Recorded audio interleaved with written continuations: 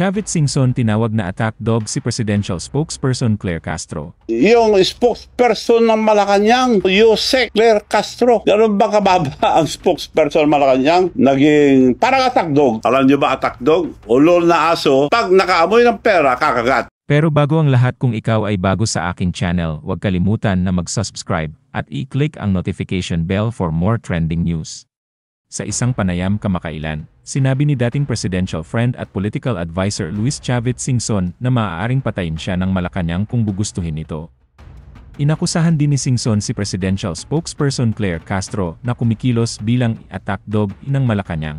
Ayon sa kanya, itinanggi niya ang mga paratang na kumakalat laban sa kanya, na sinasabing bahagi ito ng isang smear campaign ng mga bayarang troll na nagtatrabaho para sa palasyo. Hinimok ni Singson ang Malacanang na magsabi ng totoo at itigil ang paggawa ng mga kasinungalingan na nanlilinlang sa publiko.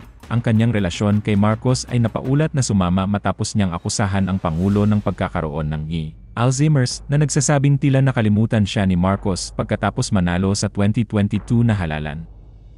Ayon sa kanya, gumastos siya ng pera, inayos ang kanyang political machinery, at nag-ipon ng mga mayor sa tuwing nangangampanya si Marcos sa mga rehiyon dahil siya ang presidente ng Mayor's League. Sinabi ni Singson na ang nakababatang Marcos ay mas masahol kaysa sa kanyang ama, ang yumaong napatalsik na Pangulong Ferdinand Marcos na sinasabing ang nasasangkot noon ay milyon-milyon lamang pero ngayon, daan-daang bilyon ang katiwalian, lalo na sa mga host at substandard na mga proyekto. Sa flood control, dagdag pa niya, sa Ilocos Norte pa lamang, bilyon-bilyong piso umano ang ninakaw ng mga tiwaling opisyal ng DPWH na nakikipagtulungan sa mga opisyal at kontratista ng lokal na pamahalaan.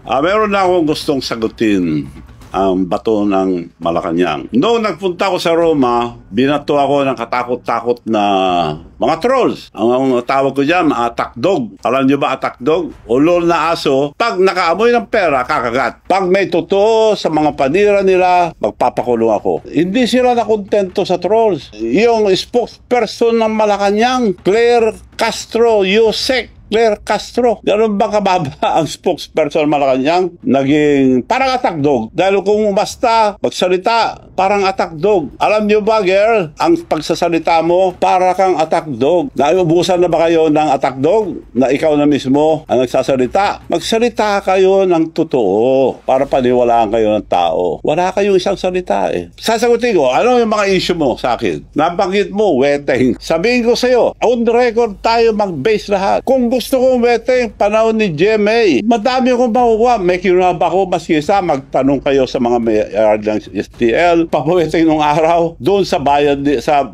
probinsya ni Presidente. Wala akong kinuha. Kung interesado ko, ang dami mong nakuha. O, yun ang sagot ko sa weteng. PCSO, ikaw nagsabi yan, ha, girl? Ikaw nagsabi, ano ba meron dyan? Bakit yun ang gusto mo? Bakit yan? Hindi ko po pinagpipilit. In-offer yan dahil ang sinabi sa akin ni First Lady noon. Ikaw nagsabi, ha? Si First Lady noon, there must be something for Manong Chavit, ang laki na tulong. PCSO o PAGCOR. Kinongratulate pa ko yung mga kaibigan niyang babae sa mga barkada niya sa Bacolod. Manong, congratulations, binigay na pala sa yung PAGCOR. Oh, mabuti naman para ibigay ko sa mga mayors ako para ang dami tumulong kasi. Hindi rin binigay. Siba, okay lang, nagtabo ba ko? Antay, mag-antay pa rin ako. O kung hindi, PAGCOR, PCSO, wala rin. Antay ako ng antay, lahat ang sinabi, 3 taon na ako pinag-antay. Antay. Antay Marcos na ako. Pinag-antay ako eh. So yun ang sagot ko sa PCSO. Wala akong interest, girl. Hanggang ngayon, wala. Wala silang isang salita. Kaya ikaw, girl, dapat isa lang ang salita nyo, huwag kayo magsinungaling dahil lahat ng sinasabi mo, puro kasinungalingan na panira lang sa akin. Kaya para kang, kung umasta ka, para kang attack dog. Parang ganun na ang tsura mo sa, hindi ka na spokesperson ng Malacanang. So, umayos kayo dyan. Spokesperson supposed to be a professional, hindi attack dog.